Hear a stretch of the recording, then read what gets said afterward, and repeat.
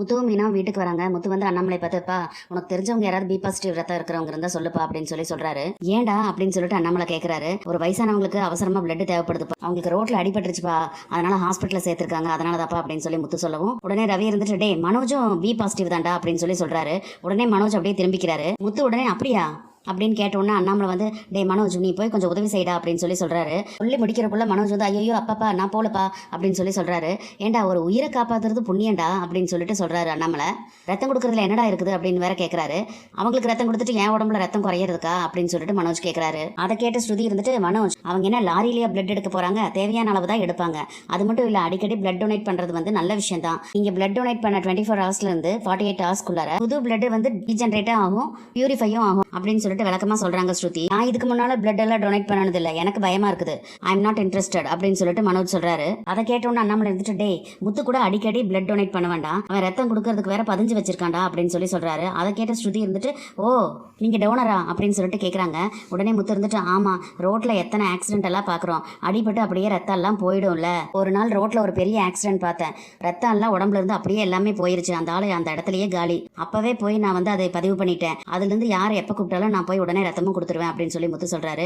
அதை கேட்ட உடனே ஸ்ருதி இருந்துட்டு பரவாயில்லையே சூப்பருங்க அப்படின்னு சொல்லிட்டு ஸ்ருதி சொல்றாங்க. இதுல என்னங்க சூப்பர் இருக்குது, மனுஷங்க மதம் நாடு ஜாதின்னு சொல்லி அடிச்சுக்கிறாங்க, ஆனா இந்த மாதிரி அடிபட்டு ஹாஸ்பிட்டல்ல கிடக்கும் போது தான் நமக்கு யாரோட ரத்தம் ஏறுதுன்னே தெரியாது, அப்பதான் இதெல்லாம் புரியும் எல்லாத்துக்கும் அப்படின்னு சொல்லி முத்து சொல்றாரு. உடனே மீனா இருந்துட்டு ஆமாங்க எல்லாருமே சமம் அப்படின்னு சொல்லிட்டு இதுல இருந்து தான் தெரியுது அப்படின்னு சொல்றாங்க.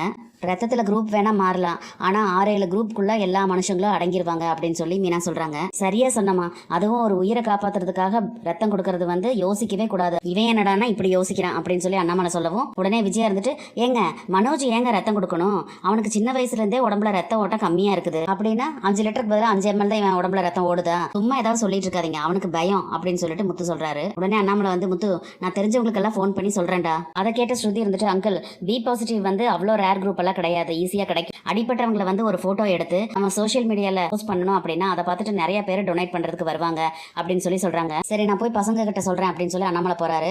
முத்து உடனே மீனா பலகுரல் சொன்ன மாதிரி வீடியோ எடுத்து நம்ம போட்டுடலாம், நிறைய பேர் கூப்பிடுவாங்கல்ல, இவன மாதிரி பயந்தாங்கொழி எல்லாம் யாரும் இருக்க மாட்டாங்க அப்படின்னு சொல்லி முத்து சொல்லவும், டேய் யாரா பயந்தாங்கொழி அப்படின்னு சொல்லிட்டு பக்கத்துல வந்து மிரட்டுற மாதிரி பேசுறாரு மனோஜ். அதை கேட்ட உடனே மனோஜ் இழுத்து அப்படியே பிடிச்சி நிக்க வச்சுட்டு மீனா நீ போய் உள்ள போய் ஒரு கிணத்தை எடுத்துட்டு வா, இவங்கிட்ட இருக்கிற மொத்த ரத்தத்தையும் உறிஞ்சு எடுத்துருவோம் அப்படின்னு சொல்றாங்க.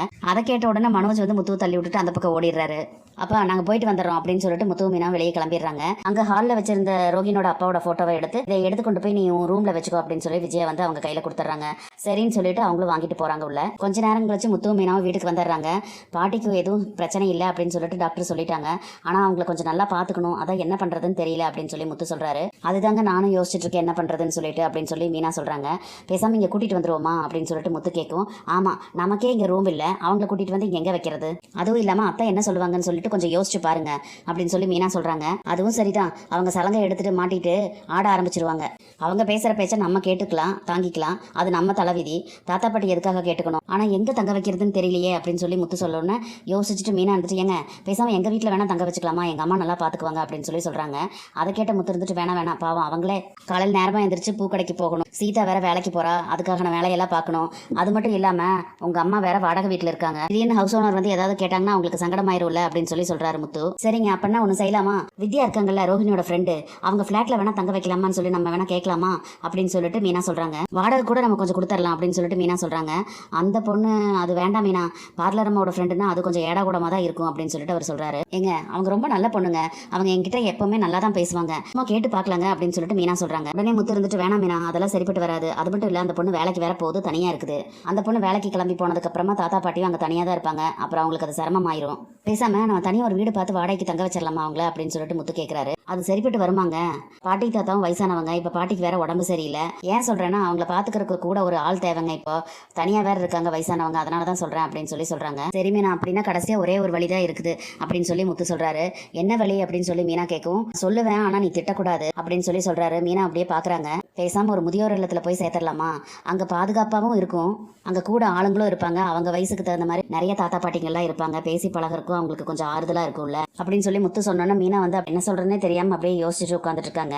எனக்கு எதுவும் தப்பு இல்லைன்னு சொல்லி தோணுது மீனா அப்படின்னு சொல்லிட்டு முத்து சொல்கிறாரு. அதை யோசிச்ச மீனா வந்துட்டு கரெக்டு தாங்க, தாத்தா பாட்டியும் அங்கே கொஞ்சம் ரெஸ்ட் எடுப்பாங்க, கூடவும் ஆள் இருப்பாங்க பேச்சுக்கு, சாப்பாடும் அங்கே இருக்கிறவங்க எல்லாம் செஞ்சு கொடுத்துருவாங்க, மாத்திரை மருந்தெல்லாம் கூட கரெக்டாக கொடுத்துருவாங்க, எனக்கும் அது சரின்னு தாங்க தோணுது அப்படின்னு சொல்லிட்டு மீனா சொல்கிறாங்க.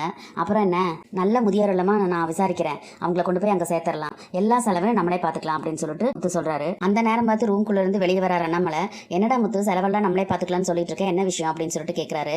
உடனே முத்து வந்துட்டு அது ஒன்றும் இல்லைப்பா, நான் சொல்லியிருக்கேன்ல செருப்பு தைக்கிற தாத்தா பாட்டின்னு சொல்லிட்டு, அவங்களுக்கு தான் அடிபட்டிருக்குன்னு சொன்னலப்பா, அதனால இப்போ அவங்களுக்கு தங்கறக்கெல்லாம் வேற இடம் இல்லை, அதனால தான் வந்து ஒரு முதியோர் இல்லமா பார்த்து நல்லா சேர்த்துட்டு தங்குற செலவெல்லாம் நம்ம பார்த்துக்கலாம்னு சொல்லி பேசிக்கிட்டு இருந்தோம் அப்படின்னு சொல்லி சொல்றாரு. ஏன்டா அவங்களுக்கு பசங்க யாரும் இல்லையா அப்படின்னு சொல்லிட்டு அண்ணாமலை கேட்குறாரு. உடனே மீனா வந்துட்டு இருக்காங்க மாமா, ஆனால் அவங்க யாருமே வந்து அவங்கள பார்த்துக்காம விட்டுட்டாங்க அப்படின்னு சொல்லி சொல்றாங்க. யாரோ முன்ன பின்ன தெரியாதவங்கள நீங்க நல்லா பார்த்துக்கிறேன்னு சொல்றீங்க, எனக்கு ரொம்ப பெருமையா இருக்குதுப்பா அப்படின்னு சொல்லிட்டு அண்ணாமலை சொல்றாரு.